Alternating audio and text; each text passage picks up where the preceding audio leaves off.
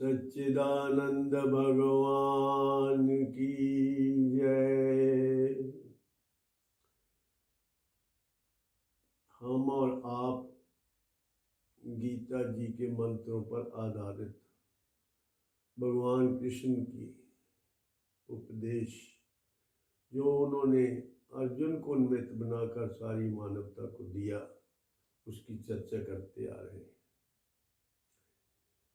गीता जी के 13वें अध्याय में भगवान ने शरीर को क्षेत्र कहा। क्षेत्र मीन्स खेत, और जो इस खेत का स्वामी है, जो इस खेत को जानता है, उसको क्षेत्रज्ञ कहा।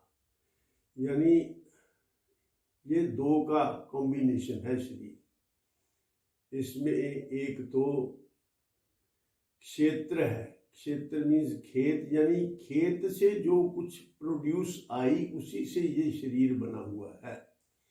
इसको फूड बॉडी कह सकते हैं, ये भोजन का बना हुआ अन्नमय कोश इसको बोलते हैं। तो इसी तरह मनोमय कोश होता है, और ज्ञानमय कोश होता है, प्राणमय कोश होता है, आनंदमय कोश होता है। ऐसे 5 प्रकार के शरीर की एक इस प्रकार भी शरीर की व्याख्या की गई है। और इन सब से परे जो इन सभी शरीरों को जानता है, ये शरीर अपने आप को नहीं जानता, ये और किसी को भी नहीं जानता, ये जड़ है। देखो, 2 प्रकार से हम इस सृष्टि को डिवाइड कर सकते हैं, एक जड़ और एक चेतन।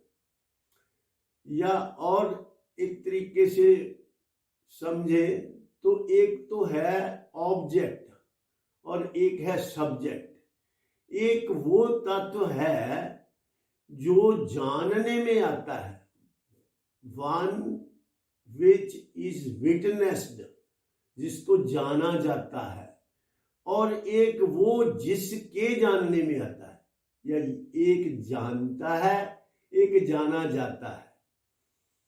तो ऐसे ये संसार में जितने भी ऑब्जेक्ट्स हैं, इनको जानने वाला एक ही है। Subjects are not many, subject एक ही है, और ऑब्जेक्ट्स बहुत से हैं, ऑब्जेक्ट्स आर मैनी। और ऑब्जेक्ट और सब्जेक्ट दोनों के अलग अलग गुण धर्म हैं। इसको ठीक प्रकार से अगर हम जान लें तो ये जो हमारा शरीर है ये ऑब्जेक्ट है, और जो शरीरी है, जिसको ये शरीर मिला हुआ है, वो सब्जेक्ट है। और अब हमें अपने बुद्धिमानी से ये निर्णय करना है, अपने विवेक से, कि क्या हम ऑब्जेक्ट हैं या सब्जेक्ट हैं। हम कौन हैं? हु एम आई? देखो, सोचो, बोलो को हम इस बात का सोच समझ कर निर्णय करो कि मैं कौन हूं। क्या मैं ऑब्जेक्ट हूं या मैं सब्जेक्ट हूं? ऑब्जेक्ट मतलब शरीर। क्या मैं शरीर हूं या मैं शरीर को जानने वाला तत्व हूं? अगर मैं शरीर होता तो फिर मैं ये ना कहता कि मेरा शरीर। जो मेरा है वो मैं से भिन्न होता है। जो मेरा है वो मैं को मिला हुआ है, और इसलिए शरीर मेरा है तो ये शरीर मैं नहीं हो सकता। मैं और है, शरीर और है। मैं वो हूं जिसको ये शरीर मिला है, कुछ समय से कुछ समय तक मिला है। तो ये ऑब्जेक्ट है। इसको हम दृष्टा एक कह सकते हैं, एक दृश्य कह सकते हैं। दृश्य वो जो नजर आ रहा है, और दृष्टा वो जिसको नजर आ रहा है। ये दोनों अलग अलग हैं। दृष्टा दृश्य न होता है सब ग्रंथन का सार। दृष्टा और दृश्य दोनों अलग अलग हैं। दृष्टा जो है दृश्य नहीं हो सकता। दृष्टा दृश्य न होता है सब ग्रंथन का सार। मन बुद्धि चित्त आदिक विषय सब जड़ और आसार। ये सब जड़ है। जड़ मीन्स जिसको अपना भी ज्ञान नहीं, दूसरे का भी ज्ञान नहीं। सब जर और असार उड़ावे उसका नाम, शेष सच्चिदानंद बचे एक आत्म राम। वो ही तुम्हारा रूप करो तुम उसमें निष्ठा, दृश्य स्वप्न बट झूठ है सांचो एक दृष्टा। दृष्टा ही सत्य है और जो दृश्य है ये झूठ है। झूठ क्या होता है और सच क्या है इसका भी हम निर्णय करें। सत्य वही होता है जो कभी बदलता नहीं। सत्य वही जो एक रस, अपरिवर्तित, निर्विकार, परिवर्तित है, स्थिर नहीं, माया चल स्वीकार। जो सत्य है वो था भी, है भी और रहेगा भी। जैसा था वैसा है, वैसा ही रहेगा, उसमें कोई तब्दीली नहीं आती। और जो असत्य है उसकी कल्पना ही की, असत्य की कोई एग्जिस्टेंस ही नहीं है। और सत्य और असत्य के बीच में एक और तत्व है जिसको मिथ्या कहते हैं हम। वो सत्य भी नहीं है और असत्य भी नहीं है। ये जितने भी दृश्य हैं ये मिथ्या है। ये लगते तो हैं पर वास्तव इनकी वास्तविकता कुछ नहीं है। ये असलियत में है नहीं, लेकिन ये भासते हैं। ये हमेशा बदलते जा रहे हैं। हमेशा जो चीज बदलती जा रही है, टिकती नहीं है जरा भी, तो वो सत्य नहीं कही जा सकती।